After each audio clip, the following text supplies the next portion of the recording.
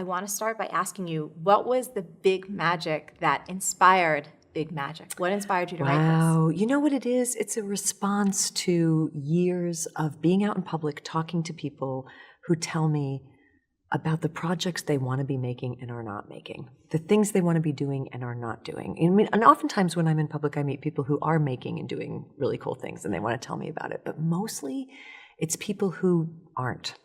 And when they come to me with their problems about creativity or their struggles with creativity, because they know I love to talk about creativity, I find that they always have some sort of very rational, reasonable, kind of material, real world reason why they're not doing it, that they can lay out as an explanation. But when you start to scratch away at that, what's underneath it is always and only fear. Yes. Always and only fear. I don't care what the excuses or the rationalization or the justification for why they're not doing the thing that's calling to them. At the bottom of it, they're afraid. They're afraid they don't have the talent. They're afraid they don't have the right.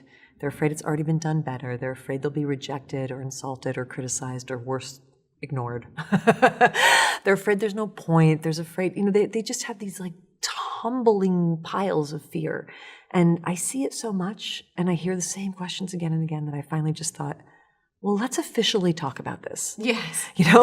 Let's actually really break this down and try to figure out how people can live more creative lives without being so scared. One of the things you say about fear in the book is that fear is like a necessary companion. Yeah. And I loved that because I feel like in the world of personal development and sometimes in spirituality in certain circles, you want to push through your fear, get over your Punch fear. it in the face. Punch in the face, dude, or kick it or whatever. Yeah. Or we, just demonize it in this way. And I was wondering if you could speak to this idea of fear as a companion. Yeah. I mean, the thing is, I have no desire to become a fearless person because the only genuinely fearless human beings I've ever met were psychopaths or toddlers, and neither one of those things is interesting for me to model my life after because there's something missing from that person. Yes. That's very essential and you see it in the kind of like weird eyes. You're like, wow, you are a dangerous human being to yourself and others. And I don't want to be anywhere near you. And so I'm not interested in fearlessness. Somebody said to me the other day, tell us how you conquered fear. And I was like, it's adorable that you think I have Did conquered. you read the book? Yeah, it's also like, I'm afraid right this minute. I'm afraid like almost every minute of my life. So I haven't conquered it and I'm not interested in conquering it. Actually, what my relationship with fear begins with is a tremendous amount of respect and appreciation because fear is the reason I'm still alive today. It's the reason you're still alive today. Every single one of us can point to a moment in our lives that we survived because we were afraid, because they said, the voices said, get out of that ocean, the waves are too big. Yeah. This car's going too fast. Don't get into the apartment with that guy. This street is not safe to walk down. All of us are here because our fear is constantly protecting us. That's its job, and it does its job beautifully. It's just that it's all jacked up on Red Bull, and it's really trigger happy, and it doesn't know the difference between a genuinely dangerous situation and just a little bit of a nervy situation, So whenever I feel fear arise, which is constantly because I'm always trying to do creative things, and creativity will always provoke your fear because it asks you to enter into a realm with an uncertain outcome, and fear hates that, thinks you're going to die. So anytime I start a new creative project, the fear rises, and the first thing I do is say to it, thank you so much for how much you care about me and how much you don't want anything bad to happen to me, and I really appreciate that. Your services are probably not needed here because I'm just writing a poem. Like, no one's going to die. No one's going to die. It's okay. And I just talk to it, but in this really friendly way. And I don't go to war against it. I acknowledge its importance. And then I invite it along. I'm like, you can come with me, but I'm doing this thing. Yeah, I loved the metaphor that you shared. It's like, fear's going to be in the car, but it's going to be in the back seat. And it's not going to drive. Or choose the snacks, or hold the map, or touch the radio. Like, fear doesn't get to make any decisions in creative ventures because, frankly, with all due respect to grandfather fear, it simply doesn't understand what creativity even is because that's a newer part of our brain. So it doesn't even know what's going on. So you can't let it have any control over your creative choices or else it will shut them down, one idea after another. It'll just be like, nope, don't do that. Nope, too risky. Nope. And it'll just be one no after another, and your life will be so much smaller than you want your life to be. One of the things I love that you shared, which I feel is a big subset of fear, is this idea, it's all been done before. I think it's the thing that Yeah. I hear the most, both in my own brain Right. and when I talk to everyone out in the world Yeah. about their ideas or their businesses or their projects. There's this recurring narrative, everything's been done before. And I was wondering if you can speak to originality versus authenticity. Okay, cool. I'm glad you brought this up. So whenever I talk to somebody who has an idea that they're tremulously excited about, generally speaking, within the next 2 minutes, they will say, but, it's not very original. It's already been done. And I always say, but it has not yet been done by you. It has not yet been done by you. And the answer is, yeah, guaranteed it's already been done. Because humans are really inventive and inquisitive and creative, and we've had 40,000 years of the arts, and pretty much everything has been done, and that's fine. Like even Shakespeare, half of his stories he totally stole from older stories because there aren't that many new stories to tell. But he told them in a way that had never been told before. And then 500 years later, we're still borrowing them from him. We're all just borrowing from each other. And even the most original piece of creativity that you ever saw in your life, where you're like, that's groundbreaking, I've never seen anything like that before, guaranteed I could bring in like 10 professors and academics who could look at it and say, well, obviously this is somebody who had read this book, or they had heard this symphony, or they were playing off of this, or they were rejecting that. They're responding. All we do as humans is respond to stuff that's already come before us. But you're allowed to add to the pile. You're allowed to add to the pile. And what I always say is whenever I look at art that's really original, I feel like I can admire it, but it doesn't move me. What moves me is the humanity in an authentic piece of creation, where somebody was doing something, whatever it was, because they had to, because they wanted to, because it brought them to life, because it ignited their soul. That's what gives the shimmer of gold to something and makes me feel like my heart's been changed, my mind's been changed, the world looks different than it did before. So I don't care if it's been done. I don't care if it's been done 10,000 times. If you need to do it, do it. There's two things I want to comment on. One, have you checked out Everything's a Remix? No. Oh, I can't. Okay, so I'm going to email you on this. You're going to love it. It speaks to this idea, and it traces That's back. a great shorthand for everything I just said. Yeah, it's brilliant, and I yeah. think you're going to love it. But it really is true, and I think there's so much relief that we can feel in that. Yeah. I know in my own creative life, right. the pressure, to keep creating and to keep pushing those edges and those boundaries and growth and doing something innovative and new, and you can start to make yourself crazy. There's so many ways to make yourself crazy, and that's number 9 on the list. But yeah, exactly. But the second thing that you tipped off for me was something else in the book that I absolutely loved, and it was a real light bulb moment. I want to thank you for writing it. It was about really examining your motivations. Right. And, if you want to help people, and this was interesting for me, and it's like, you want to write a book to help me? Please don't. Please don't help me. Please don't help me. But this idea of creating because it brings you joy. Right, exactly. I mean, I think when you're a good person and you're a giving person and you're a person of humanity, then of course, when you set out to do something, you think, well, I probably shouldn't do this unless it will serve, right? Because we're good people. Yes. And we're raised to believe that. I love this quote by this British newspaper editor who said, you can always tell people who live for others by the anguished expressions on the faces of the others. You're just like, oh God, here she comes with her really good intentions. Like, I just feel like, please don't, Yes. And also it's a heavy mandate for something that should be the lightest thing in your life, which is how you express your own creativity. I love helping people. I think there are much more efficient ways for me to do it. Like I give money to good organizations and I vote and I volunteer and I do all of that kind of stuff. My art, though, is mine. And even the art that I make that ends up helping people, like, Eat, Pray, Love, for instance, people will say, thank you so much for your book. It really helped me. It changed me. I didn't sit down to write that book saying, it's high time I changed people's lives. I was such a hot mess at that point in my life. Like I could barely tie my own shoes at that moment. Like the last thing I had any business doing was being like, and now, people, let me give you the answers. That book was about me just looking for grace and looking for resurrection in my own life. And then accidentally, because I followed my own curiosity, trusted my creativity, made the work I wanted to make, I accidentally ended up helping people. That's a side effect that can happen in the end. And I have a quote in the book from this wonderful German theologian who said, all love eventually becomes help. All love eventually becomes help. So if you want to help, just love what you're doing, love who you're with, make sure that you love where you're living, whatever the thing is that you love, you'll start to sort of radiate this thing that people will want to be near, and it'll make them better. And that's the very kindest thing that you could possibly do for your community.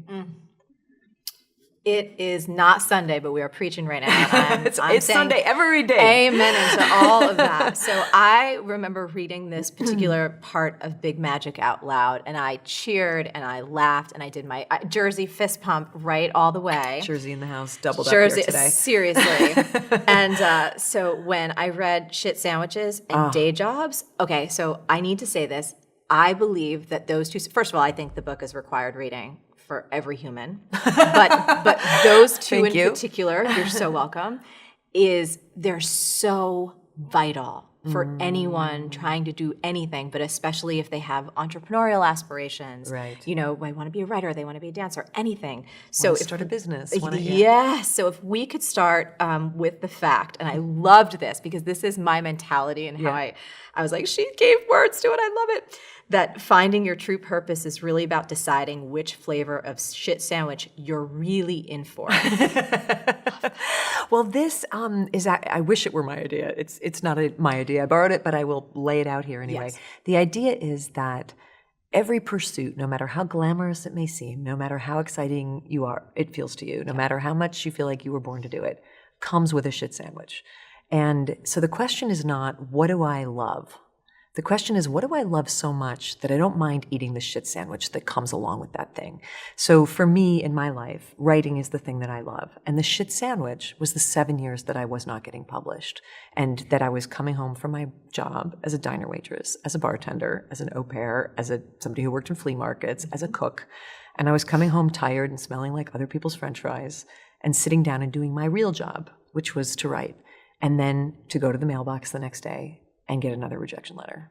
And then say, do I still want to do this? Because this shit sandwich sucks. Am I ready to take another bite? You know, and I did still want to do it. And now even as somebody who makes their living as a writer, there's no end to the shit sandwiches. It's like, hello, horrible review in prominent newspaper. That's your shit sandwich today, Liz. You still want to do this work? Yep. Yeah, I still do. Still worth it. Like, hello, awful comment on social media from somebody who thinks you're a pile of dog shit, you know, and just has like chosen every possible way that they cannot get it out of their system fast enough, how much disregard they have for your entire life. Yep. Still want to do this thing? Yeah, I still want to do it. You know, so that's the question, because if the first time you encounter the shit sandwich, you're like, well, this isn't worth it, then that's not the thing you're supposed to be doing. Yes. And there are plenty of things in life that I have run into the shit sandwich and I've been like, so not worth it. So not worth it. Like, this is not, I don't want to do this. Like, whatever the alleged benefits of this thing might be, no. I'm not down for this. Soul Cycle, no. You know, like, I know it's probably really good for me, but I feel like throwing up right now because this is too hard. I'm out. You'll not be seeing me here again. You know, like, and I love my sisters at Soul Cycle. I just don't like feeling like I'm going to throw up when I exercise. So it's not for me, you know, and so that's the question. So if you go into this thing thinking, if I follow my bliss and I live my dream and I stand in my truth, then everything will be great. It doesn't mean everything will be great. It just means at the end of the day, when you check in with yourself and you go, in the end, on the balance, is this still better than not doing it? And the answer is still, yeah, this thing is still better than not doing it, then you're on the right path.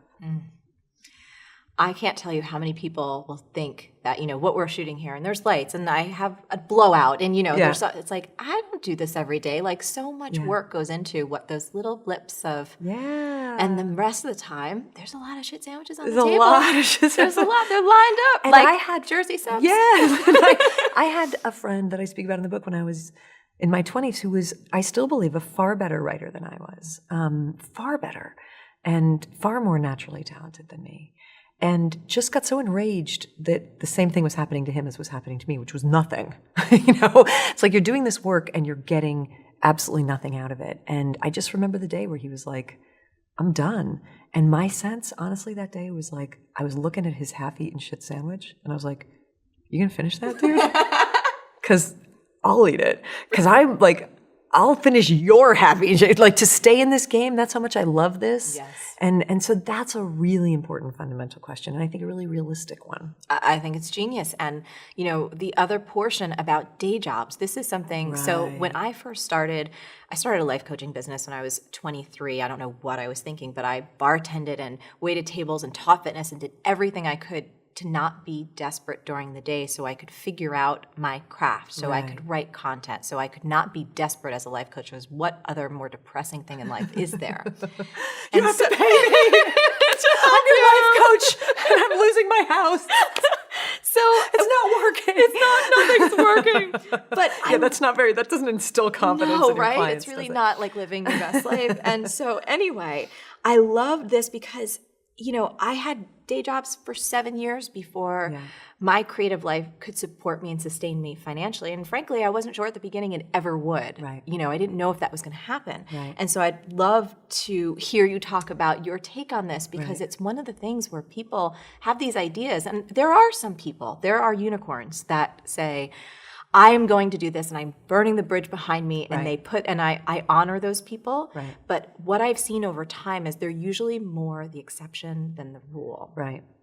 Look, if that's how you have to do it, Yes. if you can't feel like you're alive unless you're burning bridges behind you, light the match, walk away. That's your deal. Yeah. That's not the contract that I've ever had with my creativity, because for me, we live in this sort of bumper sticker world where the two bumper stickers that I always want to edit are the two with like a Sharpie in the parking lot. There's the one that says "Jump and the net will catch you," and there's the one that said, "What would you do if you knew you could not fail?" Right.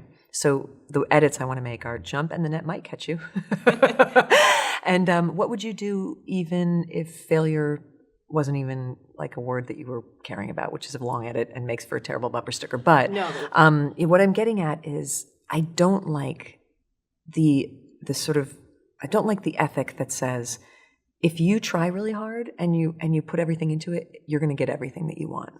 Because we're all grown-ups here, so can we just say that may or may not happen? You may or may not get everything that you want. You might put everything into something and it doesn't work. And that's okay if you didn't mortgage your house, risk your family, like empty out your IRA, and just put yourself in a really precarious situation such that you can never do it again. Right? That's the other thing, such that you've been so battered by how you set up your life so that now you're so cornered and strapped and anxious and shamed. Yes. That you just say, well, if that's what it feels like to give 100% to something, you can keep it. I'm going to take nothing but safe choices from the rest of my life, and that's it, and you just shut down, right? I never want to see somebody put in that situation. So the contract that I made with writing when I was 15 years old, and I lit my candle and made my deal with the universe and said, I'm going to be a writer for the rest of my life. One of the promises that I made to the work was, I will never ask you to support me financially. I will support both of us. I am a resourceful person. My parents raised me to be a worker. I will do whatever I have to do to pay the rent, and you and I will have a love affair on the side of this that is not contingent upon monetization. And I have watched so many creative people murder their creativity by insisting that they are not truly creative unless their creativity pays the bills. And if it doesn't pay the bills, which it might or might not, or it might for a while and then it might not, you might go out of fashion, your thing might change, people might not want that anymore, and all of a sudden you're stuck. And I see those people go into depression, bitterness, rage, resentment. You have to be childlike in the pursuit of your life, but you cannot be childish. And this is a really big difference. Childlike means walking into the world with wide open wonder and being open and letting go of bitterness and ready to be amazed, ready to be taught, ready for everything to be new. That's childlike. Childish means I want it and I should have it. And I don't like the way this turned out. It's not fair. I'm going to have a temper tantrum now. Nothing ever goes my way. I didn't grow up in the right family. I don't have the right tools. I didn't get to go to the right school. Nobody likes me. I quit. And just because I want it, I should have it. That's childish. Yeah. So you have to separate those things out. I believe you can be childlike and mature at the same time. And mature means looking after yourself in the real world in a real way. Yes. I love this conversation because I feel like it's not had enough. Yeah. And there's so much like flag wave. You can do it. Jump, whatever. take the risk. And I'm like, I grew up in a very financially conservative. My parents didn't have a lot of money at all. My mom could like take a dollar bill and. Hey, are you feeling overwhelmed, exhausted, or just drowning in busy work and still not making the money you deserve? In this brand new training, you're going to learn 3 super common mistakes that can kill your productivity and tank your profits, and how to stop them fast. Just go to marieforleo.com/free class or scan the QR code on your screen right now. Stretch it for so long. I would love to put your mom and my mom in a dollar bill stretching contest and just see what they could do with it. But I'm so thankful. Me too. So thankful for that because it's guided and inspired and informed so many smart choices that I've made that haven't necessarily been easy, but they've made all the difference over the long term. Yeah. I want to shift gears and ask you something a little different for a moment, if you're open to it. So I want to talk a little bit about your process as a speaker because myself, like tens of millions of people have seen your TED Talks, but I also had the great pleasure to see you in, I guess, Newark, New Jersey? Oh, at the Oprah thing. Oh, man, myself. Elizabeth Gilbert! That's my fake, that's what I do when I get up in the morning. I try to imagine Oprah introducing me. We just need to record when I'm it. getting out of the shower. Can we just record it and put it on your iPhone? Because we have that. But you were spectacular. And you're so kind to say so. It's the truth. And I was with my dear friend, Chris Carr, and we were both sitting there, and we had loved you before, but we both looked at each other and were like, damn, she just took it away. So my question for you is, a few questions if I may. One, was that process of becoming a speaker as a writer, did it feel natural to you? Like, did you have to go, okay, I have to figure this out now? Or did it? Right. Yeah. What was that like? I'm first a writer, second a speaker. Writing is easier for me. And I'm sort of more at home there. Writing is probably, like when I'm sitting down writing, even if it's not going well, that is the place in the world where I feel like I am the least full of shit. You know what I mean? Like that most authentic version of yourself where you're not selling anything, you're not trying anything, you're not putting anything on, you're just sitting in your truth of who you are. That's what I feel like when I'm writing. Speaking, you are selling something in a way because it's this very different kind of way of interacting. And so I've really had to learn how to do it. And like, for instance, the first time when Eat, Pray, Love first came out, the first time somebody had me give a speech, I had a speech on a piece of paper and I went and read it at a podium because I didn't know, and I stood there and I read those words that I wrote and I turned the page and every once in a while I looked up. And as you do. That's a way that you can give a speech. But even as I was doing it, I was thinking, oh, this isn't how you do this because nobody wants to sit in a chair and be read to for 40 minutes. So you don't get to do it this way anymore. You're going to have to find a way to be here the whole time because they don't want to see the top of your head. Yeah. And they want something else, right? So that was the beginning of changing. And then I started to work with being sort of lighter with it and kind of giving myself an outline and then just sort of telling stories rather than reading them because it's a whole different kind of thing. Yeah, I was going to say, do you mind if we hang out here for a minute? No, I'm happy to. When I heard you speak, it was though I was when I say this, I mean, your sentences, I was like, that's literally what had Chris and I like, whoa. They were amazing. And I was like, I wonder if she scripted it.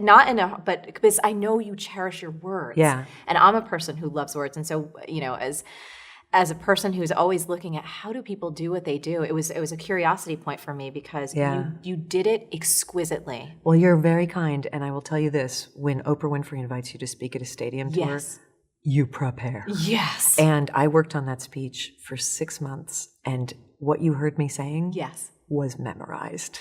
But that was me just reading a poem that was memorized in my whole, that 50 minutes was just a memorized piece of paper. But I want you to hear this from an audience member who, like, you were so connected. And that's why I wanted to ask you about this because your presence and your delivery. And again, as someone who we just watch, I observe so many things of like, she was so in it. And I could feel in my cells and in my bones, I was like, that took a tremendous amount of huge work. amount of work. A huge amount I was walking. of work. The only way I can learn a speech is to walk it into my bones. So I was walking like 5 miles a day on the side of the road giving that speech for 4 months. Like that's how much I put into it. And the other thing is, I had this really incredible moment the day before the first one of those, because it was an 8-city tour. Yes. And it's scary. It's Oprah Winfrey. She's sitting in the front row like, I invited you. I trusted you with my audience. Who trusts me with their lives?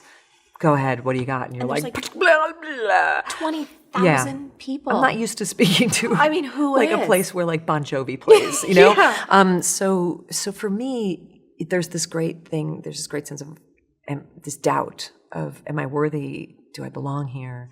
And I was backstage about 15 minutes before I went on, physically shaking. And then I had this thought where I thought, you know what, Liz?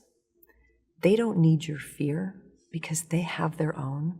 Like that is the one thing they don't need, because they have, everyone who's in that audience has all the fear they're ever going to need. So you're not going to, if you bring them your fear, you're bringing them like it's Coles to Newcastle, ice to Eskimos. Yes. That they have. They don't need your insecurity. Again, they've got it covered. They don't need your sense of low self-worth. They don't need your questioning of whether you belong. Believe me, they know those feelings. Here's what you got hired to do today, is to model to them dignity and composure and grace and female autonomy.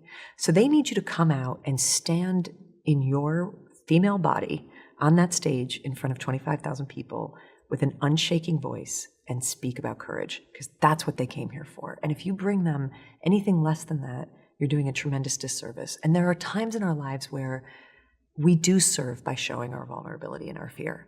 Not that day. Not that day. Like, that's it. And I was like, Oprah Winfrey is the person in the world you admire the most. She thinks you can do this. She's not an idiot. Do it, and bring them what they don't have. Don't bring them what they already have. Well, can I tell you, you did it. Thank you. And you brought it like to the nth power. Thank you. It was Thank absolutely you, genius. And thank you for just sharing the behind the scenes, because I feel like that's another piece of the puzzle where you can see someone and people can see you, or they'll see the show and they have these ideas that it's so easy. She's a really good speaker. Yeah, she's really good. She probably just, made that up like last week or whatever. Yeah. And most often I find that that's not true. But folks out there who are thinking about their own dreams or thinking about up-leveling a skill or stretching themselves into a new zone, it's so incredibly generous of you to be able to share that, because it gives people like, oh, okay, Liz felt that. I wish there was a shortcut to all of it. Like every single thing that's of value that I've ever experienced in my life, I'm always looking for the, like how to hotwire it. Like there's got to be a way to do this without, none of it. Spiritual growth, personal growth, relationships, physical health. Like there's not one single piece of it where you're like, there's a way to, there's a way to get at the top of this without actually putting anything in. No, totally. There's no hack. And I actually hate that. That word is becoming on the top of my pet peeve list. Everyone trying to hack things. I'm like, stop it. Just do the work. By the way, hackers. How do you think they got so good at hacking? They sat there in their bedrooms for like 20 years learning how to hack. Like that, like there is no such thing as a hacker who just woke up one day and was like, I know how to get into the Pentagon. Like these guys are they're like really skilled. They put the time in. They totally so that word doesn't even really work for what we think it means. I want to go to the power of finishing. Because you said something, another genius gem from Big Magic, about, I don't want it to be perfect. I want it to be finished. Yes. And that is another one of those things where I'll hear from folks, it's like there's, 15 half-created bridges, things that are just half done, and it tortures them, and they're afraid to start something new because they haven't really developed the habit of getting something out there, even if it's not totally perfect. Man, this is a huge one. This is a really huge one for women, because it's all rooted in perfectionism, which is, of course, the murderer of all good things.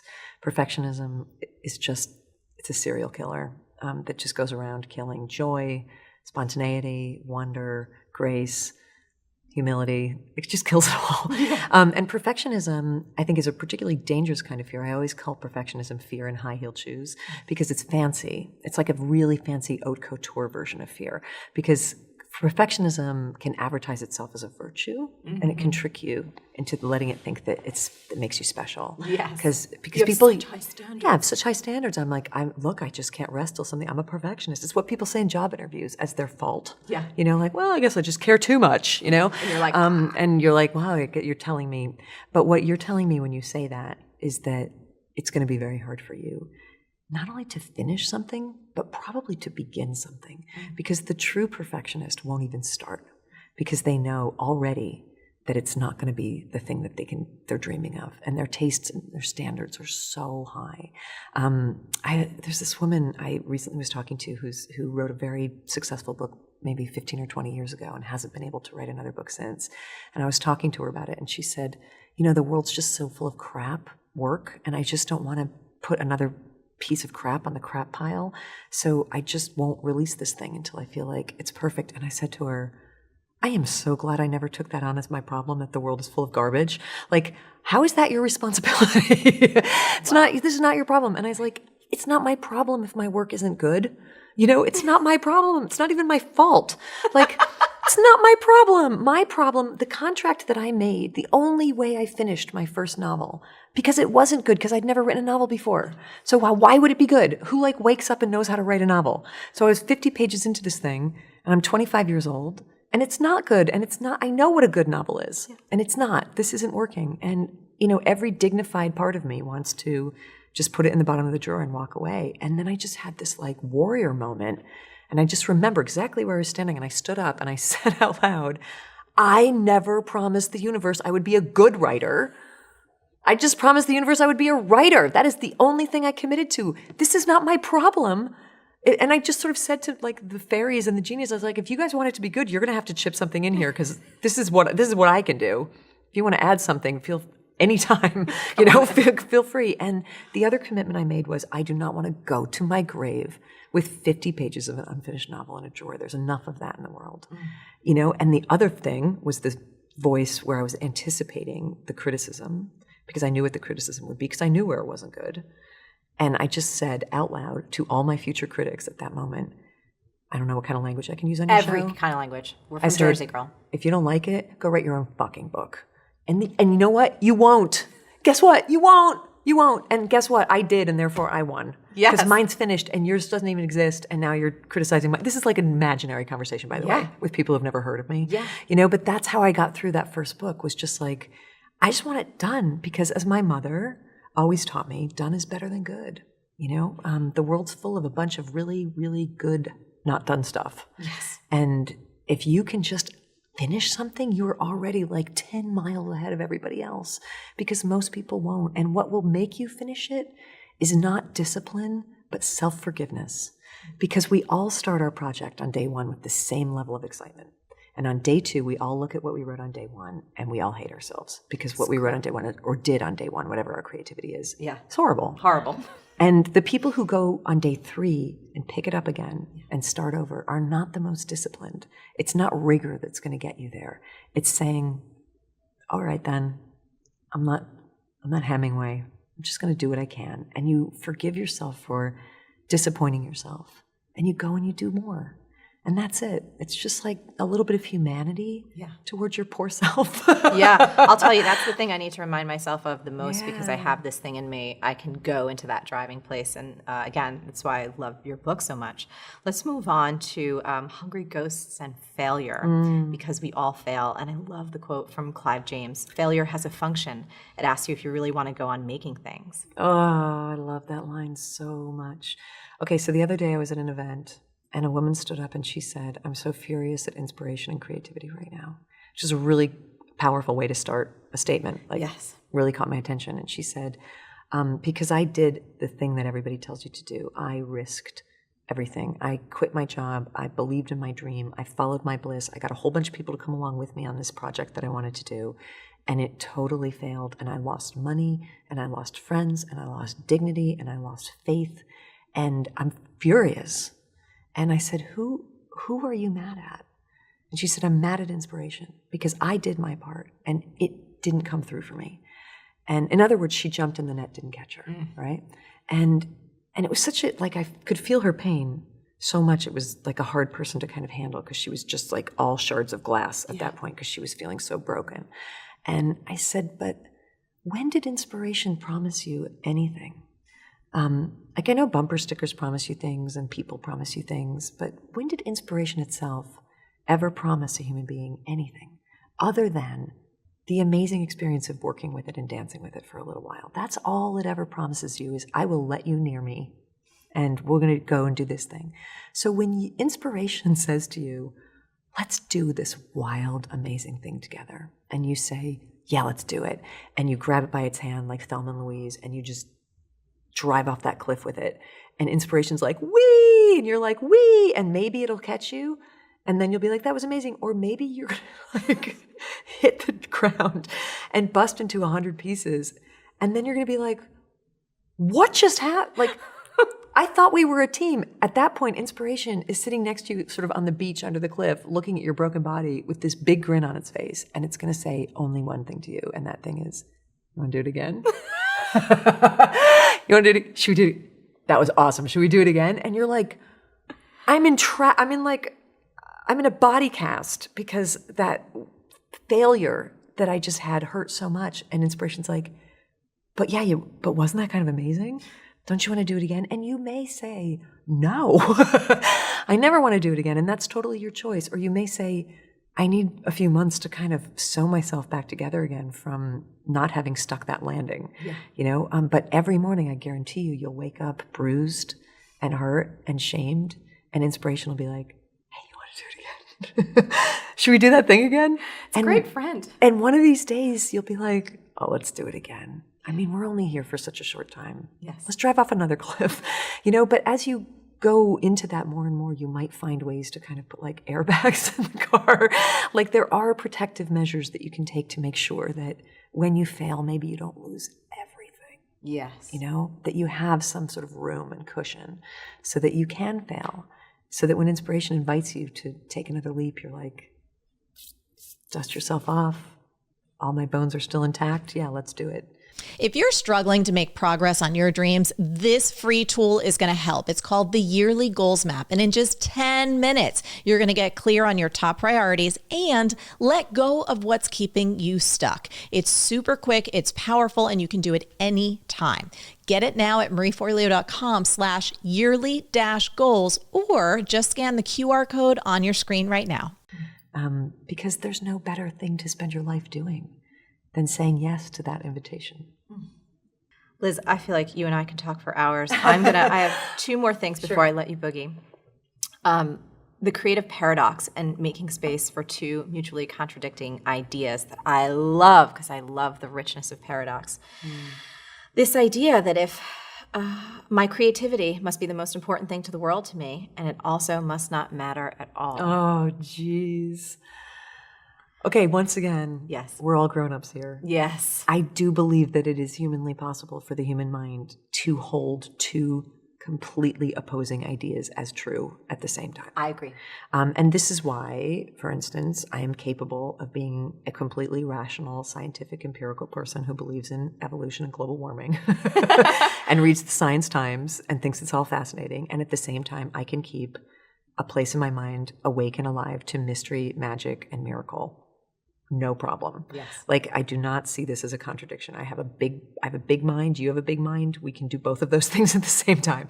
Yes, and so the paradox that you have to be able to hold on to comfortably if you're going to do any kind of creativity is exactly that. As you're approaching it, you have to approach it as though nothing matters more than this. And then sometimes minutes later, you have to be willing to throw it away and be like, it doesn't matter.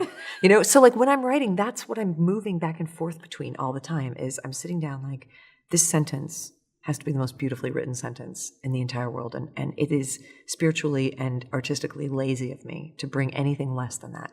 And I'm like laboring over this sentence and I'm trying to and I love it. And then I go back later and read the paragraph and realize that it actually doesn't work. Mm-hmm. And then I'm like, screw it. So like you love it and then you dismiss it. You love it and then you dismiss it. It is not, the thing is your work has one of the big problems that I see, and I talk about this in Big Magic too, is when people refer to their work as their baby. It ain't your baby. It ain't your baby. It's not a human baby. Yes. It's not a human baby. There's a lot of differences between this book and human baby. Like, for instance, this, watch.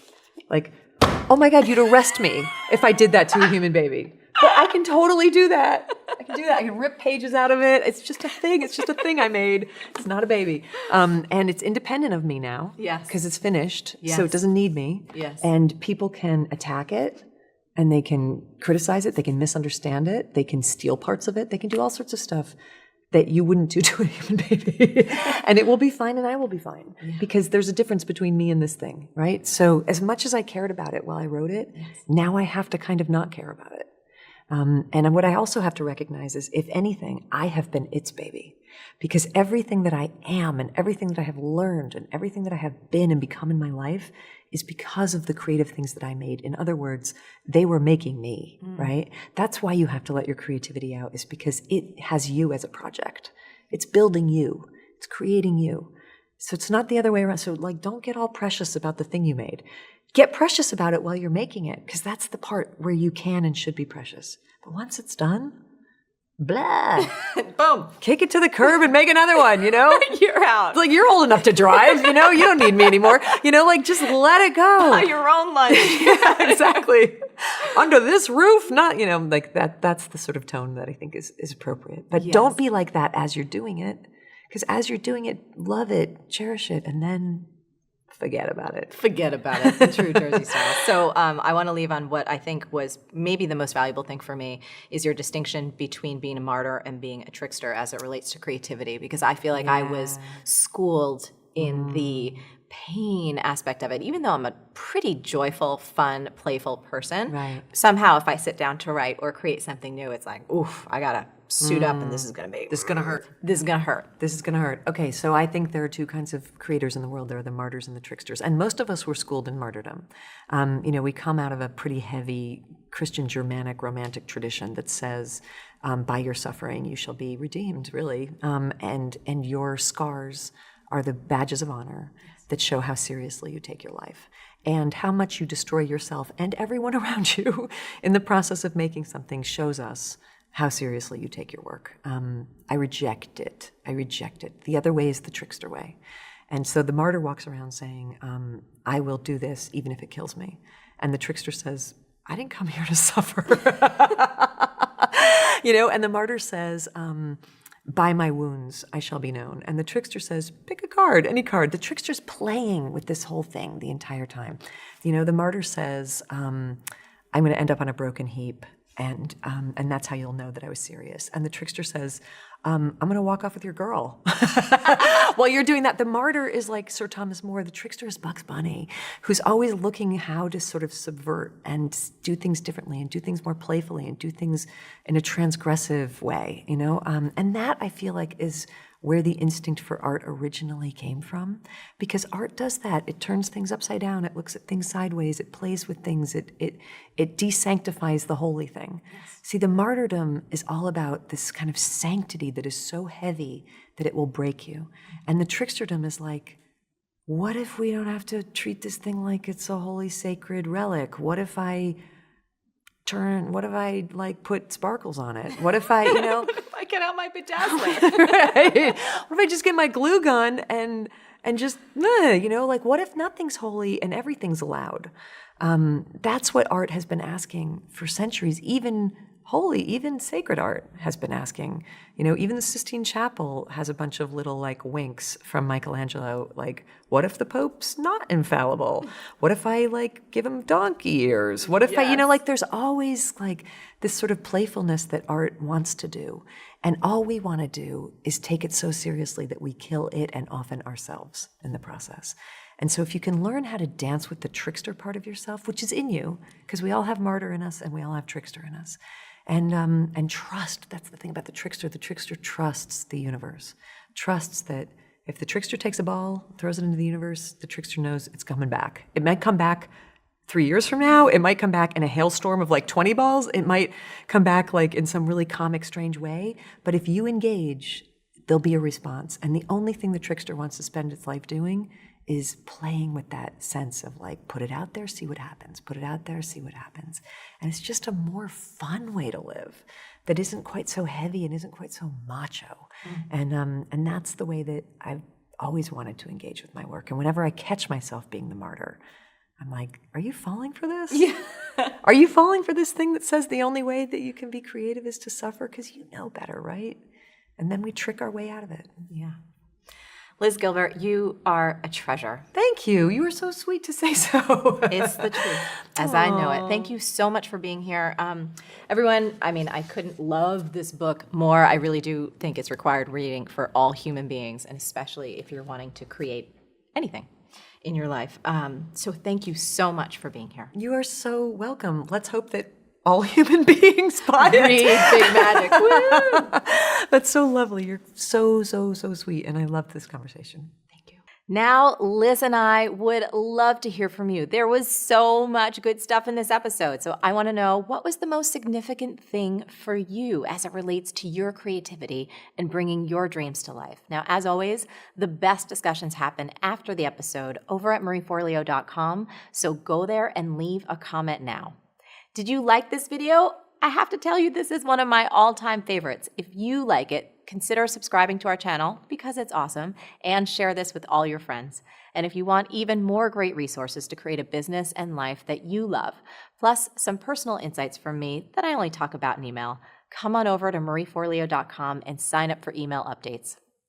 Stay on your game and keep going for your dreams, because the world needs that special gift that only you have.